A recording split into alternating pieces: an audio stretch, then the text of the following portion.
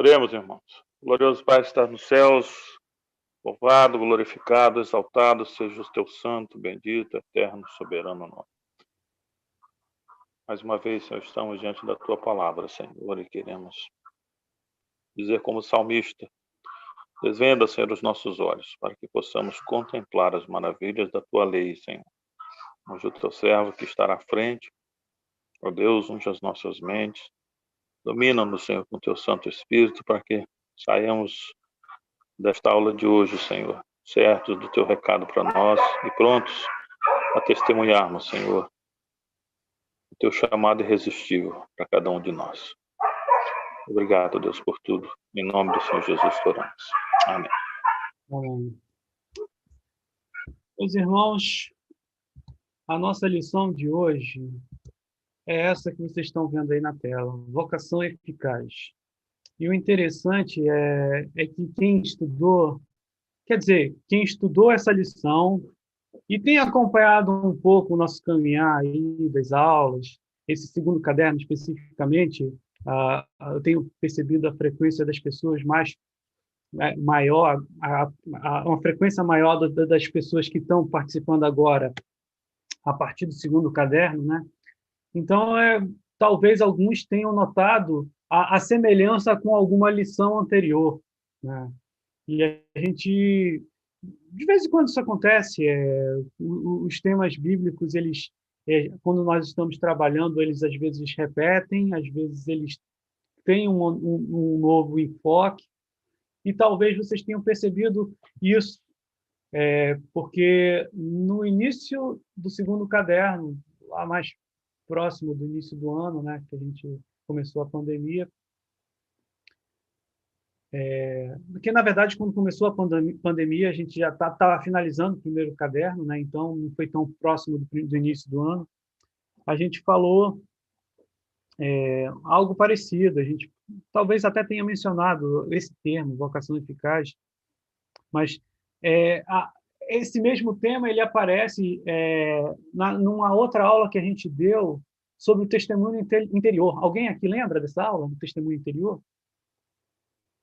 Eu achei muito parecida a temática, e então a gente vai trabalhar basicamente no mesmo caminho, mas com outro viés, né? Vamos começar então. Primeiro, fazendo uma recapitulação daquilo que a gente já conversou. Predestinação, né? A gente gastou aí 2 aulas falando sobre isso. Uma aula foi eu que dei, a aula passada foi o Denilson. E a gente estava caminhando sobre essa interpretação. Na verdade, o viés reformado e o não reformado a respeito da predestinação. A gente não está tratando de crer ou não crer na predestinação. A questão é de fazer interpretações distintas a respeito da predestinação. Só recapitulando, a visão não reformada entende que a fé vem antes da regeneração, né? Coloquei aqui número 1, fé. A pessoa recebe, a pessoa por causa da fé, né? No caso, as pessoas que entendem que isso brota delas próprias, né? E a partir de então você alcança a regeneração. E a visão reformada, onde ela parte de que a regeneração ela vem antes da fé. Então, porque você é uma pessoa regenerada, você tem a Deus coloca a fé no teu coração e você começa a trabalhar. Antes de a gente passar para o slide seguinte, eu tenho que mencionar algo que foi mencionado pelo Sproul, numa outra literatura que não a nossa, num livro chamado Todos Somos Teólogos. Eu acho que é esse o título. Eu anotei o título. Somos Todos Teólogos, eu acho que é esse o título. Então, ele vai falar a respeito dessa visão. Vocês já devem ter escutado essa palavra, né? A palavra monergismo. Inclusive, tem até uma editora cristã com esse nome, né? Monergismo. O que significa isso? Monergismo e o seu antônimo, né? Quer dizer, o seu oposto, que é o sinergismo. Monergismo, basicamente, é a obra de uma única pessoa, né? É o sentido que diz que uma obra ela é feita por uma pessoa só. O sinergismo ele já é uma obra que ele tem uma parceria. Então, basicamente, é essa a distinção que a gente faz para a questão da predestinação na visão, para distinguir a visão não reformada da reformada, onde a não reformada, o que nós pretendemos é a presença do sinergismo, algo do tipo Deus faz a obra, mas o homem também precisa entrar com uma parceria aí, né? E a visão reformada, onde tudo é obra do Senhor, né? Do próprio Deus, que faz tudo. Tá? Toda a obra de salvação é feita pelo nosso Senhor. Alguém quer falar alguma coisa?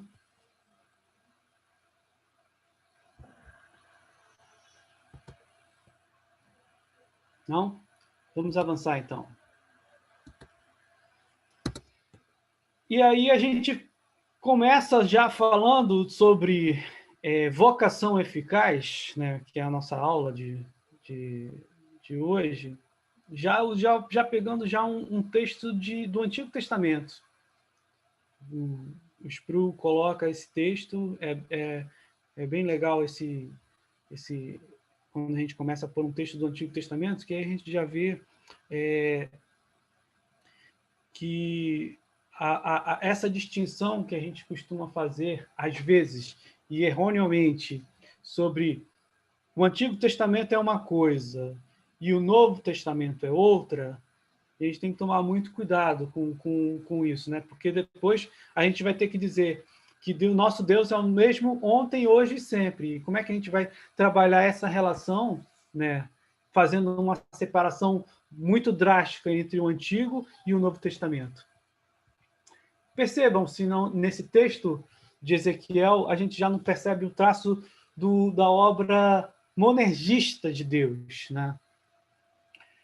Diz assim, a partir do versículo 26, dar-vos-ei coração novo e porei dentro de vós espírito novo. Tirarei de vós o coração de pedra e vos darei coração de carne. Porei dentro de vós o meu espírito e farei que andeis nos meus estatutos, guardeis os meus juízos e os observeis. É interessante esse texto que o profeta está falando a respeito da nação de Israel, né? E é um texto que fala pouco antes daquela famosa visão dos vales dos ossos secos.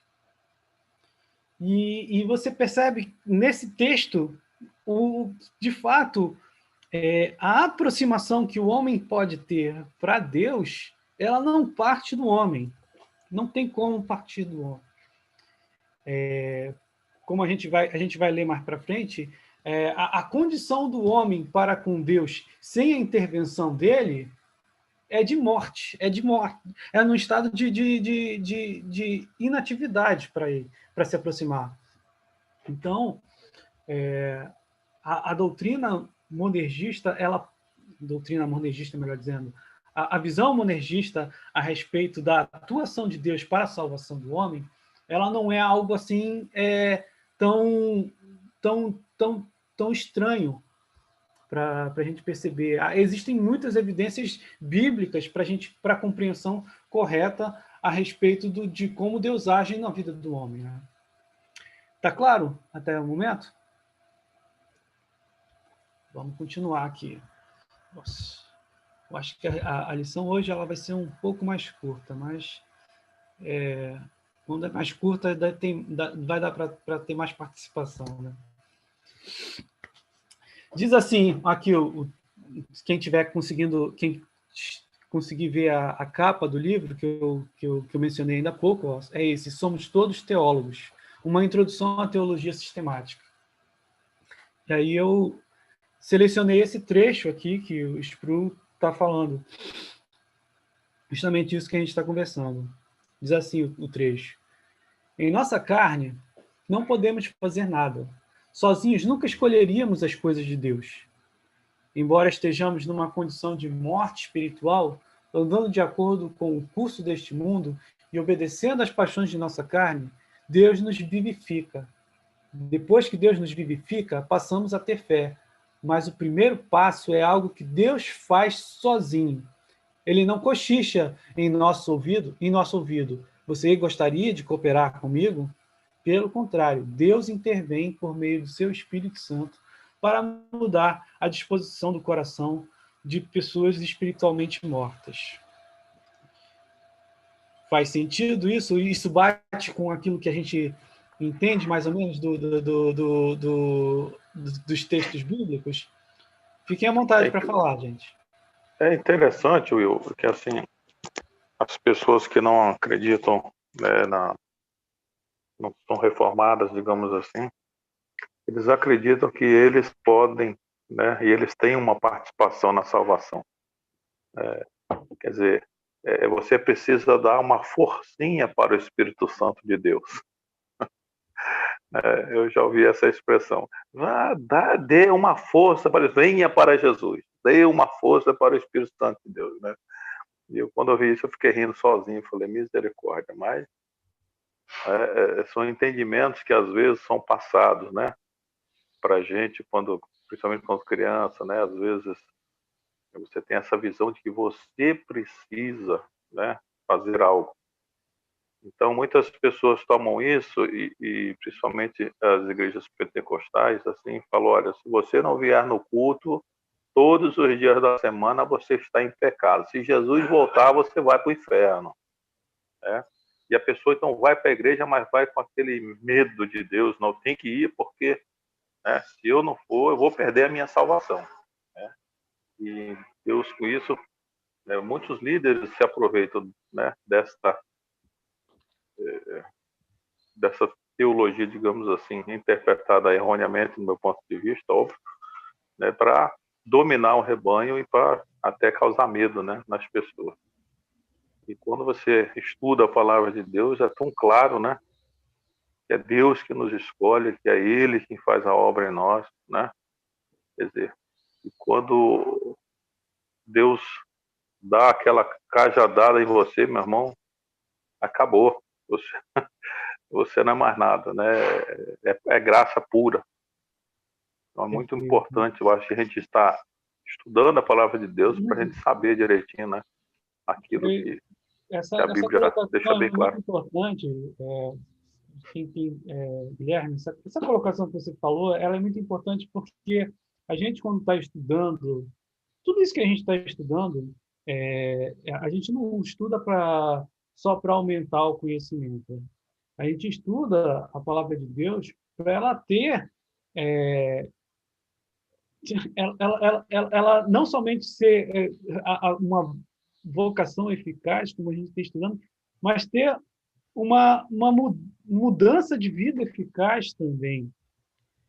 Porque o que acontece? A gente vai encontrar por aí muitas pessoas que não entendem a predestinação e a vocação, o chamado de Deus, dessa maneira que a gente está conversando aqui. E as pessoas... E assim, é uma doutrina bíblica que nós precisamos trabalhar ela, porque ela traz um ajuste para o homem que é necessário. Quer dizer, a primeira coisa que a gente estuda, uma vez que é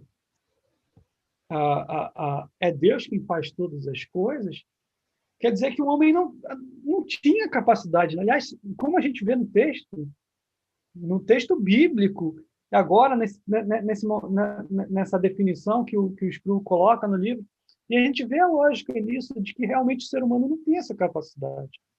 Quer dizer, o homem vai realmente, por conta própria, abandonar suas paixões e seus pecados para seguir a Deus. Isso não é um curso natural para o ser humano. Ele não vai fazer isso nunca. É preciso, de fato, Deus intervir completamente para que a gente entenda que é a partir de então que a mudança acontece. E aí, a partir do momento em que o Deus regenera a pessoa, E aí o Espírito Santo passa a habitar na pessoa, e aí a partir de então que a gente pode falar que a pessoa pode procurar obras de santificação. E que, no final das contas, essas obras de santificação vai ser muito pouco perto do que Cristo fez na cruz e fez para a vida do ser humano. Então, a gente tem que ter uma dimensão dessas, porque eu acho que o homem nutre no coração aquele sentimento de tipo assim, não, mas eu tenho uma parceria, eu tenho um livre-arbítrio, né? Guardem essa palavra, livre-arbítrio, porque a gente ainda vai conversar sobre ela em lição posterior. Então, a maneira que a gente lida com a questão do livre-arbítrio vai colocar, atribuir uma carga de tipo de mérito nas pessoas. Quer dizer, então, eu aceitei Jesus, né? Afinal de contas, o pastor pregou, eu aceitei, então eu tenho uma parte na minha salvação. E é justamente isso que nós estamos indo contra, né? Usando os textos bíblicos. A gente ainda vai caminhar mais um pouco. Ficou claro? Alguém tem algum? Will? Ei, Will. Vai, Ricardo. Pode falar, Denilson. Fale aí. Eu queria falar assim, num sentido bem prático disso que a gente está falando, né? Pegando isso que o Guilherme falou também, no sentido assim, bem prático. As pessoas que creem, né, dessa forma que ela tem uma sinergia nesse processo da salvação, tem essa parceria com Deus, assim, num sentido bem prático, tu vê que a pessoa vive um desespero, vive um dilema tão terrível que prova, para mim, isso é uma prova laboratorial de que é impossível você viver nesse sentido, porque a tua eternidade ser garantida por você mesmo é um peso muito grande. Ninguém aguenta, é como se você estivesse segurando 1 tonelada no braço. Você não vai aguentar, você vai segurar, você vai largar isso, né? Você pode largar ou viver uma vida assim, completamente desesperado. Eu já tive conversando com pessoas uma vez, né? Até uma moça apareceu lá na igreja, né, de Miguel Couto, onde fazia parte, ela desesperada, ela chorava, porque da igreja onde ela era, tinham dito que ela ia perder a salvação, porque não estava indo na igreja regularmente, então ela estava com risco de perder a salvação. Que desespero aquela mulher estava. Eu conversei com ela durante muito tempo para ela ir se acalmando, né, falando de Deus. Então, para mim, isso tudo é uma prova muito grande que é um fardo muito pesado. Ao contrário, quando tu vê a pessoa, por mais humilde que seja, né, ela crê nisso, não, Deus que me resgatou, quem sou eu, né? Às vezes a pessoa humilde. Então, é só ver, e biblicamente, né, a gente tem essa confirmação, a gente vê a tranquilidade que é, porque a nossa fé, né, está resguardada no Senhor, Ele te cuida. E esse fato de reconhecer, aí é interessante, né? Há o efeito que dá, você quer estar mais próximo dele, você é grato por reconhecer que você, não merecedor disso, né, você recebeu essa misericórdia. É igual num desses textos do Spurgeon, que fala lá da parte da não justiça de Deus, que poderia ser, a não justiça seria injustiça ou misericórdia, né? Deus não é injusto, é a misericórdia. Então, quando você tem essa visão, né? Não precisa ser teólogo, não, né? Somos todos teólogos. Você vê a grandiosidade de Deus e você está mais atraído a Ele, né? Mais atraído. Exatamente.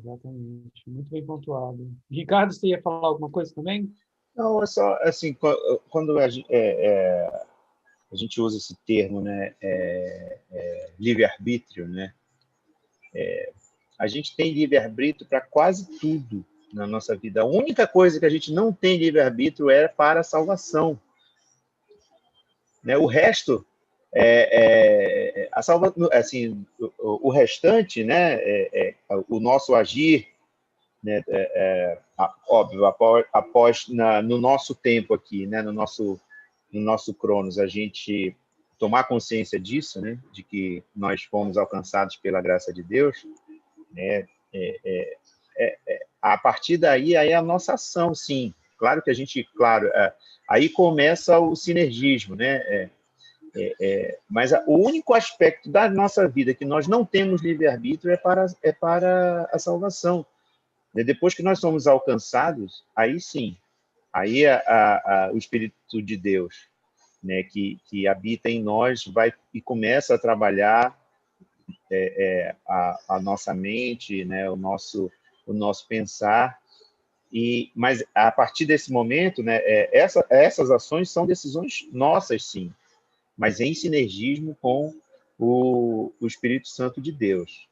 Mas para a salvação não tem sinergismo, né? Não tem livre-arbítrio para a salvação.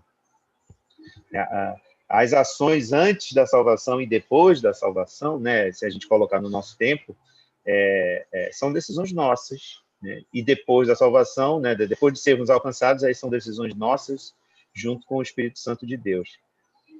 Mas justamente o único aspecto que vou repetir, né, que não temos livre-arbítrio é para a salvação.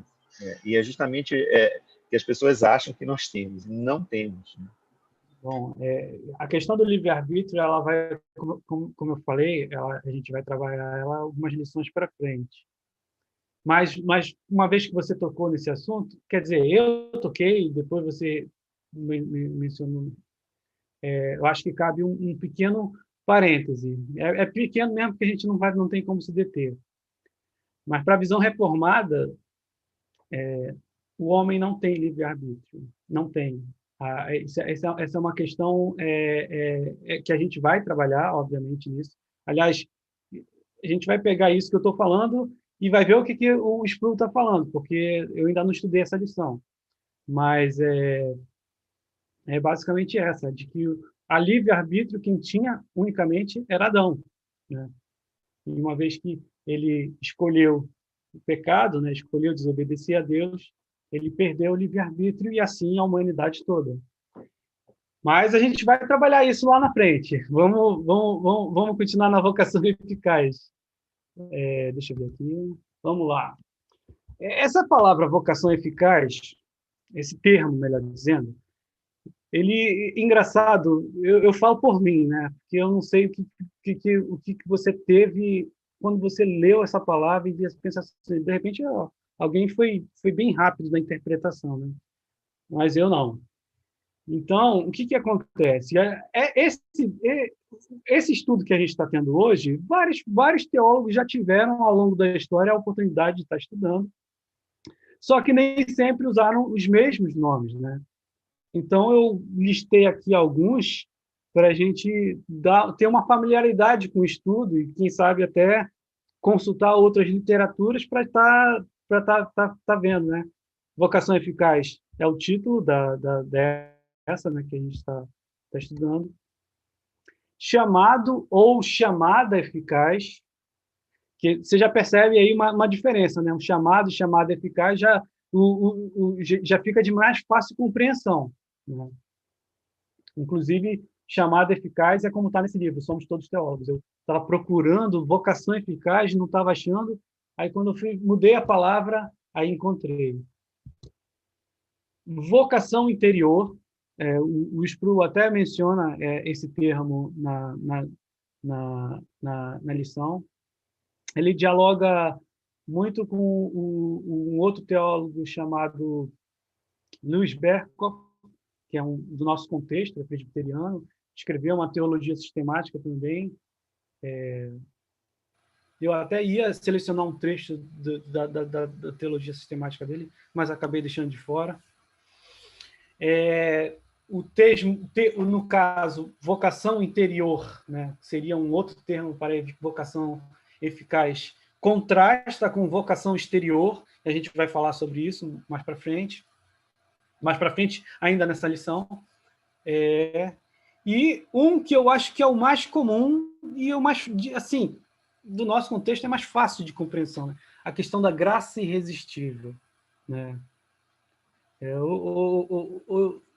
Eu acho que tem mais a graça irresistível está mais presente, né, nas definições que a gente percebe nos estudos bíblicos, nas conversas de amigos, num culto, quando o pastor está pregando, a gente já está familiarizado com o termo graça irresistível. Os demais parece ter um pouco de ruído, mas basicamente esses termos, vocação eficaz, chamado eficaz, vocação interior e graça irresistível, estamos falando da mesma coisa. Tá legal? Vamos para os textos bíblicos, então, que amparam essa lição da vocação eficaz. Em Romanos 8, no versículo 30, a gente já percebe aí uma ordem, né, que a gente fala que alguns teólogos chamam de ordem de salvação, né? E aos que predestinou, a esses também chamou, e aos que chamou, a esses também justificou, e aos que justificou, a esses também glorificou. A gente já conversou um pouco sobre isso, especialmente sobre a questão do glorificou, né? Que a gente percebe assim, mas a glorificação não é mais lá na volta, só quando Jesus Cristo voltar pela segunda vez? De fato, né? Então, nós estamos percebendo aí uma linha de ordem de salvação, né? como os teólogos chamam, que começa com a questão da predestinação. Uma linha cronológica, né? Isso, exatamente. Então, vamos continuar aqui. Até um termo interessante em cima de cronologia, né? Isso daí eu até aprendi semana passada. Tu falou cronológico, eu me lembrei. Que eu li um texto que ele falou, o comentarista falava assim, nem é cronológico, é lógico, né? Porque a predestinação ocorreu desde os tempos eternos, né? Aí foi antes do Cronos. Exatamente, bem lembrado. Antes de tudo. Na lição que vem vai ter essa ordem cronológica na nossa lição. Só... Falando do novo nascimento, está ali, ó, nossa ordem cronológica. Ordem da salvação. Na próxima lição nós vamos tratar disso. Exatamente. Antecipou aí, muito bem lembrado. O nascimento, o novo nascimento. Novo nascimento. Inclusive, deixa eu ver se eu falo um pouco a respeito disso, porque estava falando da questão da... A gente estava falando a respeito da parceria, né, sobre o sinergismo, né, que algumas pessoas entendem, acham uma melhor definição para a questão da salvação, o fato de haver uma cooperação entre Deus e o homem. E a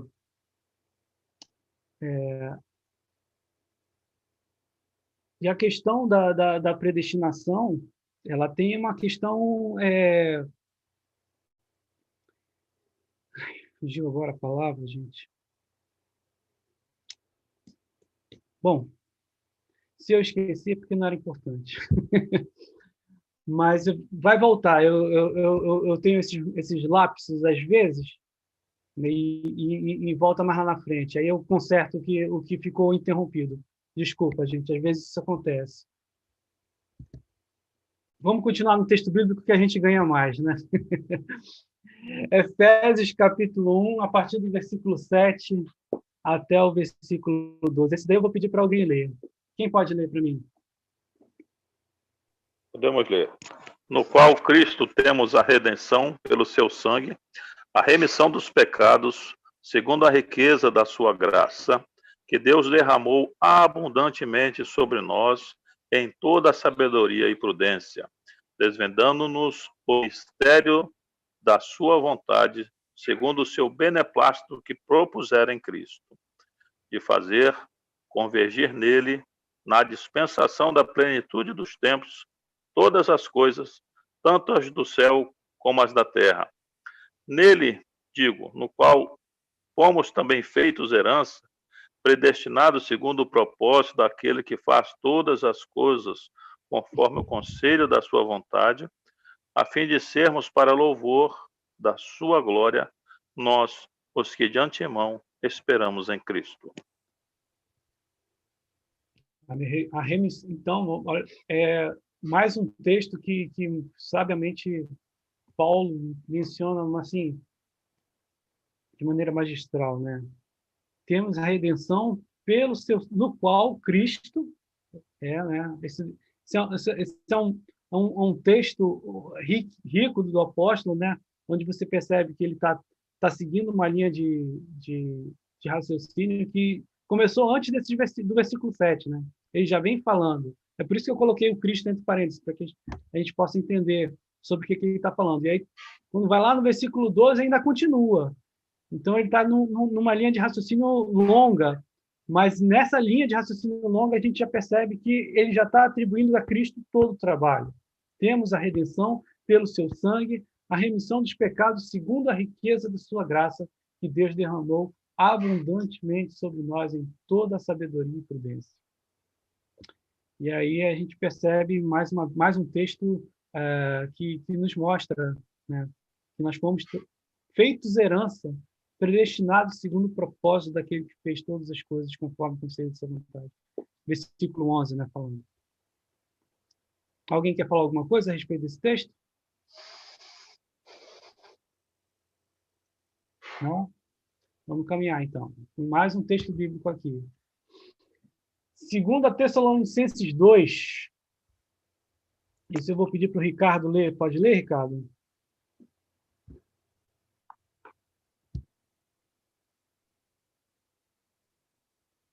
Acho que o Ricardo deu uma saída. Nilson, você pode ler?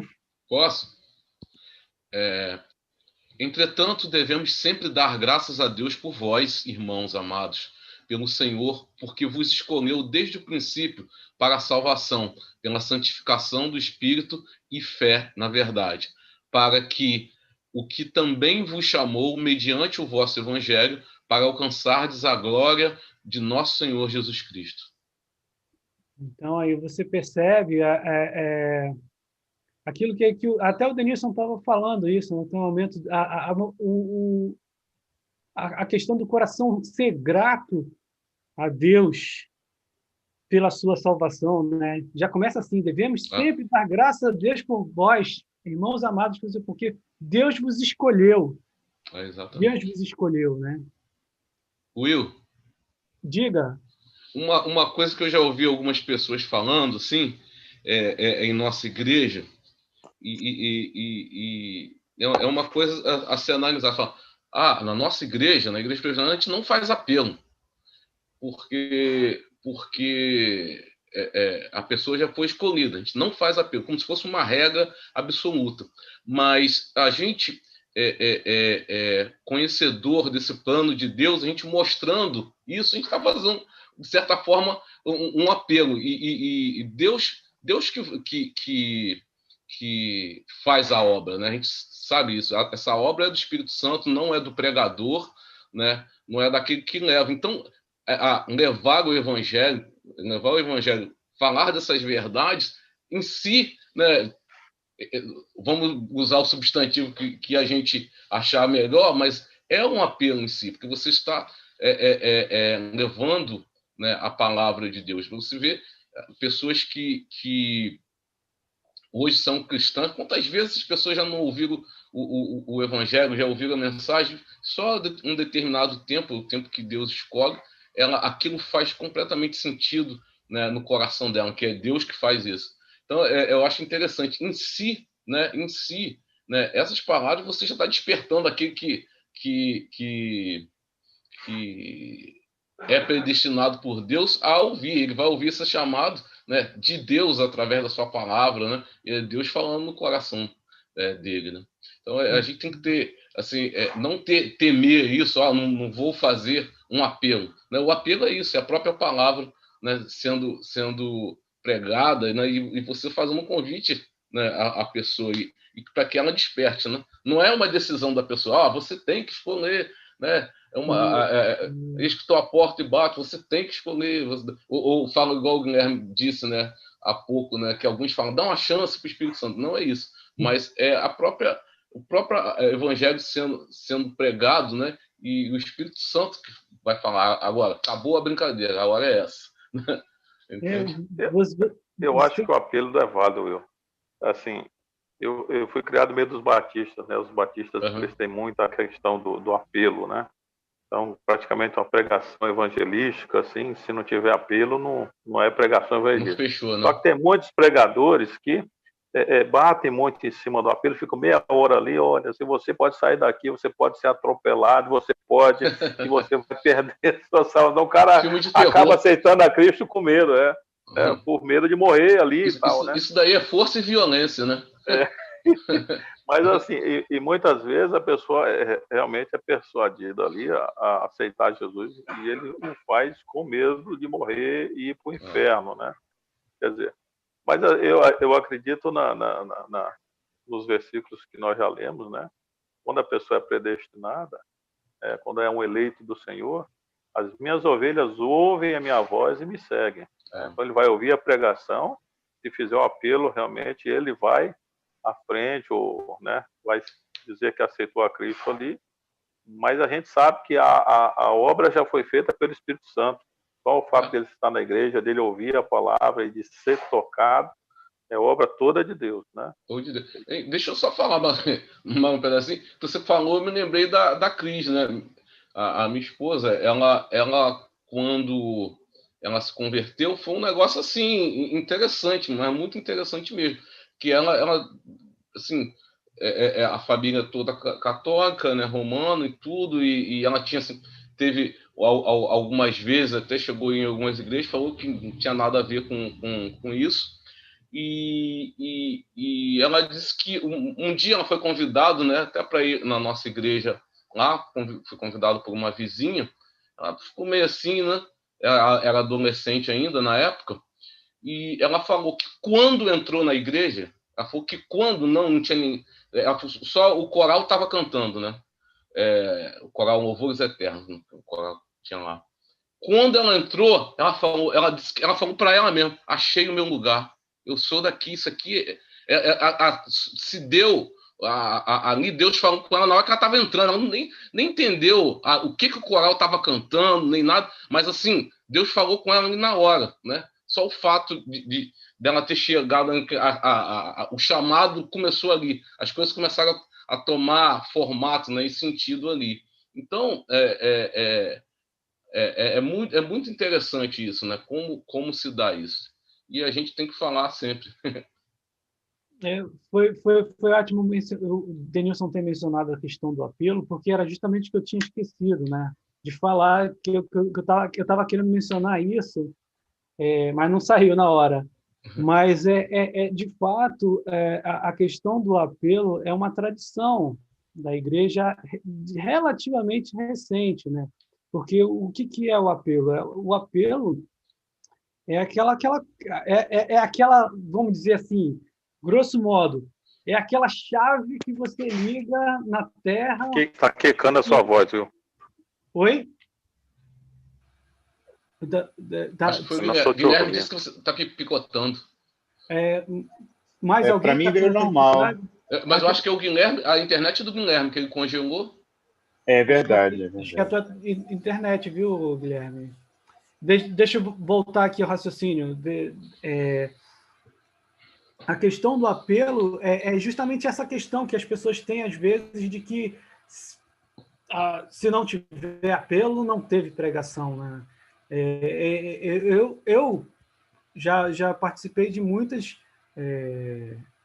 reuniões evangelísticas, cultos ao ar livre, e acho também válido a questão de, ao final, convidar as pessoas que queiram aceitar Jesus para frente. Normal, não há nenhum problema em a gente fazer isso. Quer dizer, até serve até de memorial, né? De tipo assim, poxa, naquele dia eu tomei a decisão de seguir a Cristo. Só que a gente tem que dar o viés verdadeiro, que é a questão de se a pessoa tomou essa decisão, seja ela sentada lá no canto da igreja, ou lá na frente porque o pastor chamou, é porque o Espírito Santo antes fez o testemunho interior. Né? Aquele testemunho interior, lembra daquela lição anterior? Vocação interior, trabalhando ali. Algo que foge a capacidade humana de compreensão, de buscar a Deus por conta própria, né? Então, a questão do apelo é uma questão boa para o evangelismo e para a gente anunciar a palavra, mas os filhos nos dias têm que ser postos. É interessante, Will, em cima desse negócio do apelo, quer dizer, eu, como fui criado no meio dos batistas, eu vi muitos colegas aceitando a Jesus lá na frente, né? E não mudava a vida coisa nenhuma. No outro dia, os caras estavam fazendo as mesmas coisas erradas que sempre fizeram. Então, eu ficava me perguntando, né, como é Tem que o aquele cara, na caso hora, também, né, aceita Jesus, vai lá na todo frente. domingo que tem apelo, a pessoa vai lá na frente. E Ué, mas também. a pessoa já aceitou O cara Jesus. está 50 anos na igreja, faz um apelo, ele vai lá na frente aceitar Jesus, quer dizer. Coisa que não dá. Eu brincava assim, pô, o cara tá querendo fazer várias inscrições lá no céu para uma funcionar. E aquele caso, né? Aí já, como você vê que a coisa vai se desvirtuando. O que acontece? Aí a pregação vai num ritmo, num atuado, aí nessa hora bota uma musiquinha, um pianinho de fundo, a voz do pregador muda, né? E tipo, vai convencendo, falando coisas de efeito, né, emocional. Isso é perigosíssimo, né? Isso vai contra, né, a palavra. Sim, às vezes as pessoas têm essa... É engraçado você ter mencionado isso, porque acontece. Essas estratégias emocionais. Eu acho assim, que quem está aqui dentro dessa sala, que não se lembra de ter chorado quando escutou uma música, não necessariamente reflexiva cristã, com temática cristã. Às vezes a música tem essa questão de sensibilizar o ser humano, e as pessoas podem confundir isso, quer dizer, porque a pessoa está naquele estado, ela se converteu, quando, na verdade, nós estamos falando de algo que perpassa o emocional. Nós não estamos falando de algo que a pessoa sentiu no coração, um desejo por estar mais fragilizado naquele momento, e aí depois acabou aquele momento, acabou a emoção, acabou a conversão. Se a pessoa pensar desse jeito. Então, nós não estamos falando de emoção ou daquele estado de quebrantamento que acontece no momento da conversão para alguns, né? Porque a manifestação do Espírito Santo na vida da pessoa vem de maneiras diferentes. Na própria palavra de Deus, a gente percebe que há pessoas que se quebrantavam e há pessoas que não, agindo como o eunuco, né, que o Filipe evangelizou, quando ele falou que, quando ele ouviu a mensagem de Isaías e a explicação que Filipe deu a respeito do texto que ele estava lendo, o que ele falou? Ele falou assim, estavam andando os dois na rua, na estrada. Aí ele olhou um lago e disse, aqui tem água, o que impede de eu ser batizado? Quer dizer, não houve nenhum quebrantamento ali, ele já entendeu que ele era um regenerado ali naquele momento. E não teve nada desse emocionalismo que a gente está acostumado de ver em alguns cultos que a gente percebe, onde realmente é perigoso, porque as pessoas, isso pode causar uma confusão nas pessoas. As pessoas podem achar que são regeneradas, quando, na verdade, elas já estão fragilizadas emocionalmente. E a gente não está falando disso, a gente está falando realmente de uma compreensão plena de que a pessoa foi resgatada. Isso daí... Interessante, Will, que quando a pessoa tem essa percepção, né, da graça irresistível de Deus, eu conheço vários pregadores, e um deles é meu primo, o Luiz Saião. Se você convidar ele para falar sobre a conversão dele, ele desaba. É incrível, porque vem à mente dele aquele dia, né, que ele estava ali embaixo de um pé de manga, ele começou a cantar música sozinho, né? A música de criança que tocava nos discos lá na minha casa, né? E ele disse que ali ele foi impactado de uma maneira tão grande pelo amor de Deus que ele desabou a chorar, né? Quando ele viu o que Cristo tinha feito por ele. Toda vez que ele pensa, né, nessa carga, digamos assim, né, de graça irresistível que ele recebe, ele desaba, ele não consegue em ver o quanto Deus o amou, né? Ele sendo ali um miserável pecador, indigno de qualquer graça, e Deus vem ali e o separa para a obra dele. Impressionante também. Sim, sim. É o Espírito Santo atuando de diferentes formas, né? Inclusive, e você mencionando o Luiz Saião, que já tive aula com ele 2 vezes no seminário, ele é incrível, né? Uma pessoa assim que tem um conhecimento extraordinário das Escrituras. Ele tem uma teologia sistemática em áudio, né? Que eu acho sensacional aquela obra dele. Eu tenho essa E era para ser um cara revoltado com a vida, era para ser um camarada totalmente assim, sabe, ateu, né? Pela sua vivência desde a infância. Né? E ele conta até nos depoimentos que ele fala sobre a sua conversão, né? E Deus o atingiu de tal maneira que ele é essa bênção que é hoje para a igreja brasileira, né? Pessoa totalmente ele tem um dedicada à obra olhar do muito Senhor. piedoso às Escrituras, de tal ponto de, quando ele está falando a nós os ensinos bíblicos, né, do Antigo Testamento, que ele é fera, né? Ele às vezes vai a lágrimas e quem está ouvindo também vai. Impressionante isso, é impressionante. Ele é sensacional. Mas, voltando aqui para a nossa... precisamos concluir. Que horas são? 10h05. Acho que a gente consegue terminar antes do prazo e a gente continua a nossa conversa. Uhum.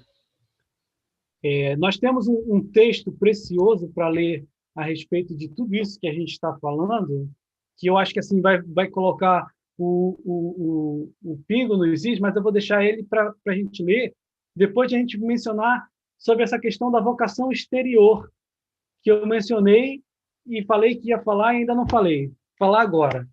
É assim o que o Sproul está falando na revista.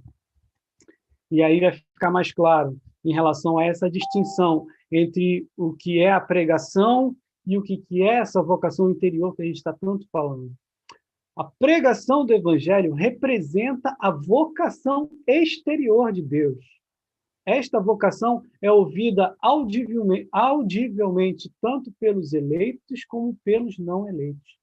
Os seres humanos têm a capacidade de resistir e recusar a vocação exterior. Ninguém responderá à vocação exterior com fé, a menos que esta vocação seja acompanhada pela vocação eficaz do Espírito Santo no interior. Vocês estão entendendo, né? O que está acontecendo aí? A vocação exterior é aquilo que a gente pode ver, né?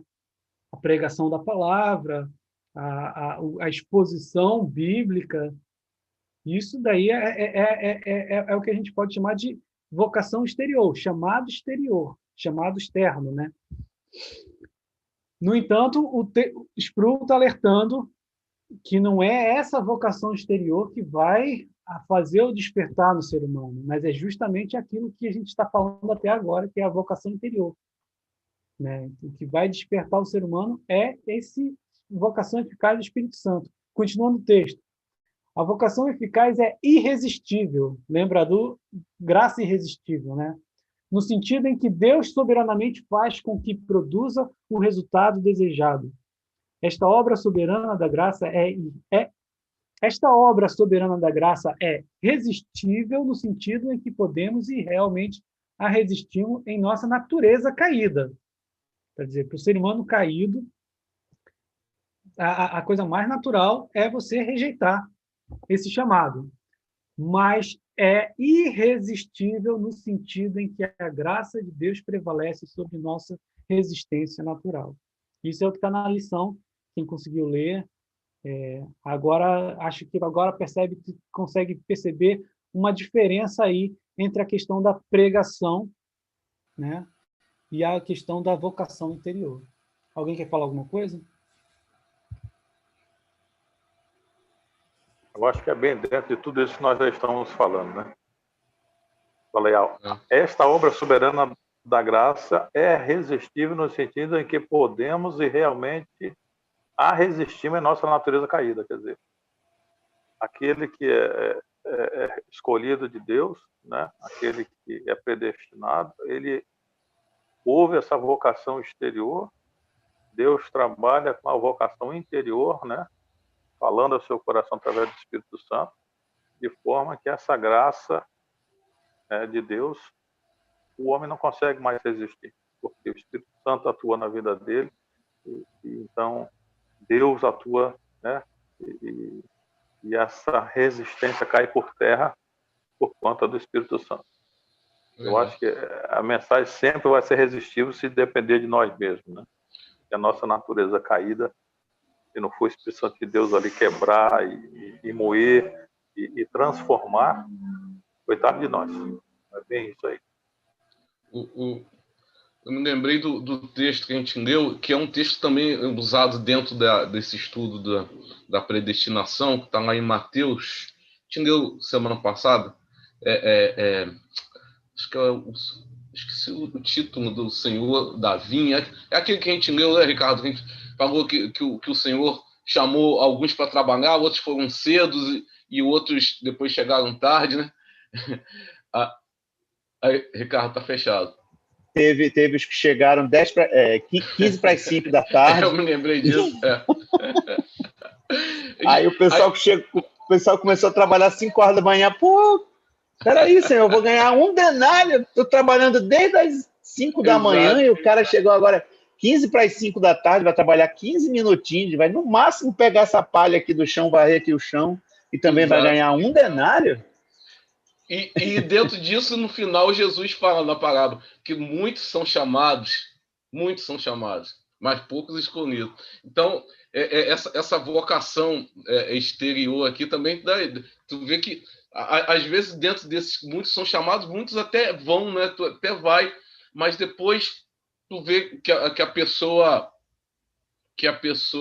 não segue mais o caminho, né? Até me lembrei daquele hino, né? Que muitos corriam bem, mas de ti hoje longe estão. Eu não me lembro o número do hino, mas ele fala isso. Já tinha uma multidão que estava ali com Cristo. Jesus, estamos contigo, estou contigo, não abro e tudo, mas depois as coisas da vida vão ocorrendo e se a pessoa de fato não teve aquele chamado lá de dentro, ela vai...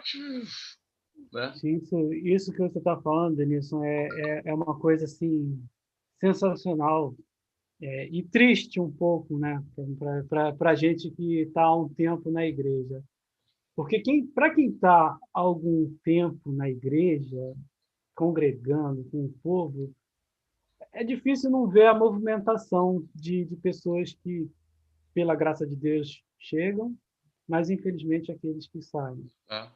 E isso daí é uma coisa que traz tristeza no nosso coração. Assim, várias vezes a gente fica assim, poxa, mas às vezes são pessoas que caminharam com a gente durante tanto tempo, e aí acontece alguma coisa ali, sabe? E a gente não pode esquecer que todos estão na mesma condição, gente. Não é que a gente é melhor do que quem abandonou. Todo mundo tem a natureza, tem a sua natureza de se distanciar de Deus. Se não é a graça redentiva, a graça irresistível, aí alguém pode questionar, mas a graça, se é irresistível, por que alguns resistiram, né? É verdade. Porque, e aí é que entra a definição correta da vocação interior. Porque provavelmente Deus não chamou essa pessoa. Essa pessoa achou que tinha o chamado, quando na verdade não tinha. Isso é muito sério, pessoal. Então a gente tem que entender que essa vocação interior é o que faz toda a diferença.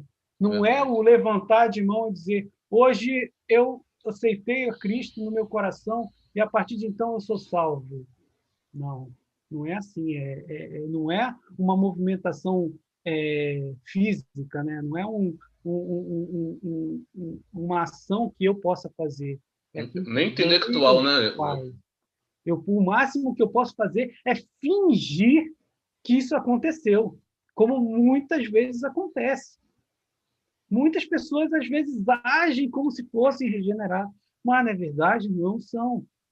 E é isso que a gente vê o tempo todo acontecer. Pessoas que fingiram durante um tempo e depois se evidencia Lamentável isso. o não chamamento. Né? Ou às Então, vezes vão para igrejas erradas, né, irmão? O oi? cara sente a necessidade de Deus, aí vai para o Universal do Reino de Deus. Aí chega lá, coitado, dá com os burros na água e fica decepcionado com Deus. Mas eu acho que assim, procurou o lugar errado, entendeu? Mas se ele for escolhido, Deus vai dar um Não, jeitinho a gente de também não trazê-lo. pode esquecer daqueles porque a gente também vai falar sobre a questão mas lá na frente a gente vai falar sobre a gente vai falar sobre muita coisa. A gente vai falar sobre livre-arbítrio e a gente também vai falar sobre a perseverança dos santos. Eu acho que é a última lição do segundo caderno, que vai falar justamente sobre isso, a questão de a pessoa ser uma eleita, mas por enquanto ainda não está vivendo como eleito. Exato. Está entendendo? Mas é eleito. Então, lá na frente, ela vai aceitar Cristo. E a gente estava falando sobre essa questão da parábola de Cristo, de ser chamado no início do dia, e ser chamado no final da tarde, lá beirando o final do expediente de serviço e ganhar a mesma moeda. Gente, a gente não pode questionar os propósitos de Deus quando isso acontece. Por exemplo, eu vou dar só um exemplo em relação porque a gente percebe que existem muitas resistências dos mais variados tipos, né, que a gente consegue testemunhar. Eu acho assim que quem já ouviu falar a respeito de C.S. Lewis hoje, né? Acho que praticamente todo mundo conhece C.S. Lewis, um dos, eu acho que se não o maior, um dos maiores do século XX em termos de apologia da fé cristã. Ele era ateu e resistiu bravamente com o ateísmo durante muito tempo, até que ele escreve isso na sua autobiografia, né? Surpreendido pela alegria, até que finalmente ele diz: desisto, eu sou teu, Senhor. Então e aí, né? Mesmo depois de anos de resistência, ele faz coisas que só ele pode fazer, que é trabalhar a questão da apologética no meio literário, no meio secular, de uma maneira que pouquíssimos fazem, né? Então, os propósitos de Deus a gente não pode questionar e isso, Will, né? Vocação O interior. importante é o que fala Efésios, né? E ele nos deu vida, estando nós mortos em nossos delitos e pecados. Will, uma coisa que eu acho que boa parte de nós aqui já questionou. Eu tenho minha vida toda mais 9 meses na igreja, desde a barriga da minha mãe. Mas uma coisa que eu acho que todo mundo que é nascido de berço às vezes pergunta, não, de repente eu estou por pura tradição, porque estava lá esse tempo todo, né? Sempre passa esses questionamentos, essas crises. E normalmente é na adolescência, né? Até você ter ver realmente o poder de Deus atuando, você realmente reconhece isso, né? Você vê Deus atuando na tua vida. Mas eu me lembrei agora há pouco do escritor aos Hebreus, né? Falando que Deus falou outrora, de muitas maneiras, de muitas formas, aos pais, né, pelos profetas, usando os profetas, nos dias de hoje fala através de Jesus Cristo. Eu acho interessante que ele fala falando de muitas maneiras, né? Então Deus fala de muitas maneiras e tu falou de C.S. Lewis, eu me lembro, né? Deus assim é grandioso na sua pedagogia, que tipo, ó, eu preciso daquele ateu ali, né? como se Deus estivesse fazendo a seleção lá, programando o menu, configurando, né? Ele precisa do ateu, ele precisa daquela pessoa que se prostituiu, daquela que foi criminosa, preciso daquele que era nazireu, preciso daquele que... Aquele que perseguiu a igreja como apóstolo Paulo. Que perseguiu a igreja. Então, o Senhor junta essa turma toda com uma matiz assim, muito grande, né? E a gente vê que tudo isso faz sentido, né? Alguns têm esse encontro bem cedinho, outros mais para o final, mas assim compõe isso tudo o reino de Deus, né? O reino de Deus é composto disso tudo, dessa turma toda. E isso é muito bonito. Sim, sim, é maravilhoso. Por isso que a igreja é um organismo vivo, né, para o mundo, daquilo que Deus pode fazer nas pessoas. Nós temos aqui o exemplo dos drogados, né, dos bêbados, dos cachaceiros, das prostitutas. Por que o mundo nos odeia? Porque nós passamos essa imagem para o mundo. Olha, se você vier para Jesus, ele pode te transformar completamente. E o mundo nos odeia por isso, porque realmente eles sabem que eles vierem, né, responde lá, vierem para a igreja, né, vierem para Jesus, eles realmente vão ser transformados. A purificação.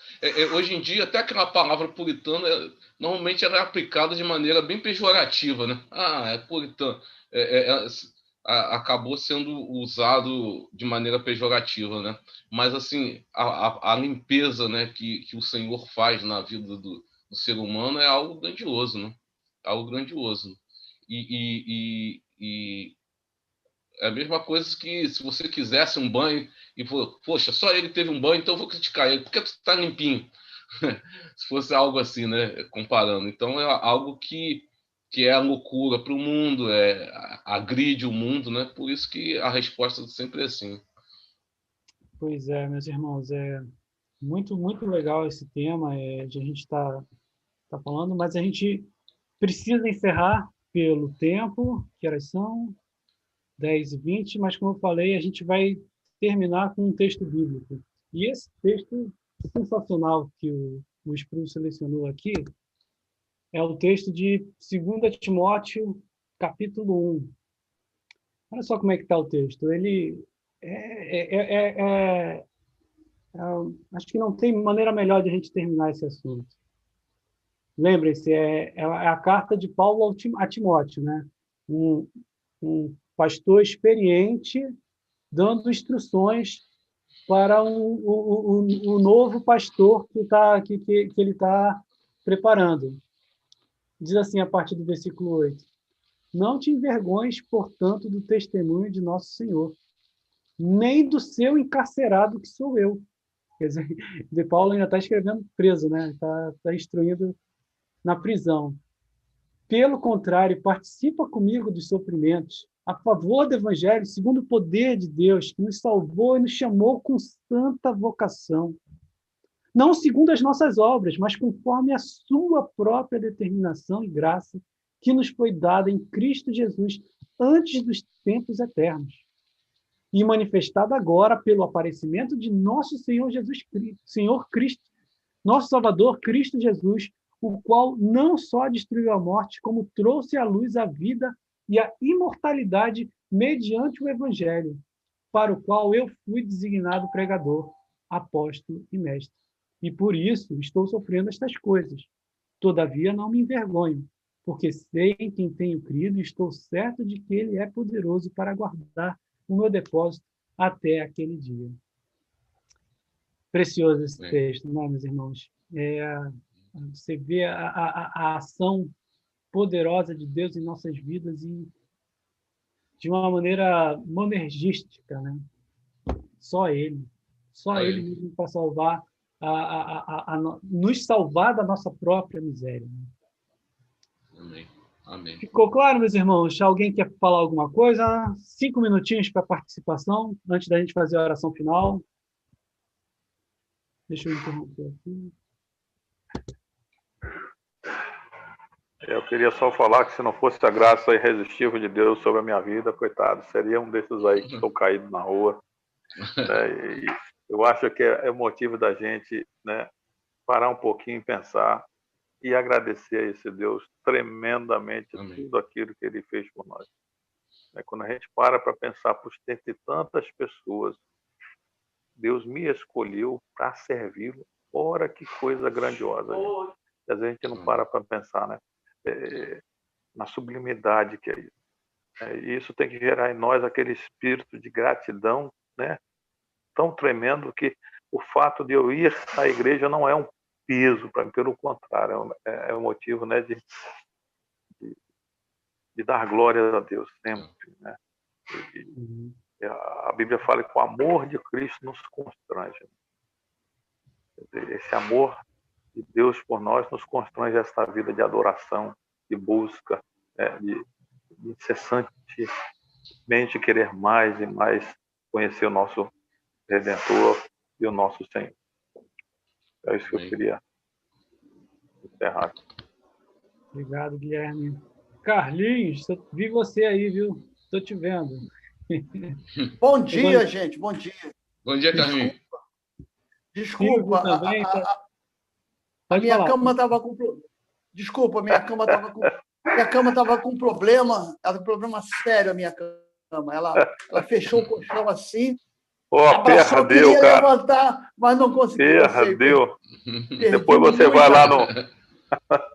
Você vai lá no Facebook. Depois você assiste a gravação. Tá transmitindo agora para o YouTube e vai ficar gravado. Silvio, você está aí, meu irmão? Você participou da aula? Você tem alguma coisa para falar? Não, assimilei tudo muito bem. Só o negócio do apelo, porque eu vi de outras igrejas, tinha apelo, e a nossa nunca fez. Eu só vi uma vez o reverendo Guilhermino fazer. Uma vez só, mas em geral não fazemos, não. A pessoa vai... Agora, as outras igrejas... É aquilo que o Denilson falou, né? O pastor pressiona tanto, que o cara acaba aceitando por medo. Se ele chegar ali na esquina, ele pode ser atropelado. E não é assim, né? Na verdade, não é assim. Não por força nem por violência. É verdade, é por amor. Tem que ser por amor do espírito tocar. É verdade. Boa aula, parabéns. Logo mais na UPH, hein? Não vamos faltar. Ouviu, Carlinho? Ouviu, Carlinho? Olha, Carlinho congelou. Estamos aproveitando aqui que nós estamos entre homens, né? Porque hoje não veio nenhuma menina para a nossa classe. Tem uma falta da Juliana. Mais tarde, gente. 5h30, hoje tem reunião. Vocês estão convidados aí. O link está no Facebook. Quem quiser, eu posso repetir. Vou mandar de novo lá no grupo dos nossos contatos lá. Mas fica aí o convite. E vamos encerrar, então, porque já está começando quase o culto. Eu vou pedir para o Denilson. Denilson, você pode orar para encerrar? Sim, posso. Oremos. Ó Deus, muito obrigado, Senhor, por amanhã desse dia, Pai, por nós estarmos reunidos mais uma vez, ó Pai, em torno da Tua palavra, discutindo, conversando gostosamente com os irmãos, ó Pai, aprendendo de Ti, aprendendo da Tua palavra, Pai. Ó Deus, continue ministrando aos nossos corações a Tua palavra, Pai. Te louvamos pela vida do Teu servo Will, Pai, continue abençoando ele, a sua casa, Pai. Abençoe também o Ricardo, Pai, o Guilherme, Carlinhos, Silvio, Pai. Seja com cada um desses irmãos, ó Pai, abençoando os seus lares, ó Pai. E nós nos colocamos nas Tuas mãos, ó Pai, porque sabemos que em Ti estamos seguros. Continue, ó Pai, através do Teu Santo Espírito, falando aos nossos corações, falando através da Tua palavra que iremos ouvir no culto que segue, Pai. Dá-nos uma semana na Tua presença, Pai. E que a Tua palavra, Pai, aprendida, possa também ser praticada, Pai, no decorrer da nossa vida, nos nossos afazeres, ó Deus, e que possamos ser testemunhos Teus sempre, Pai. Te louvamos por tudo, te agradecemos em nome de Jesus. Amém. Amém. Amém. Bom dia a todos. Amém. Bom dia. Gente,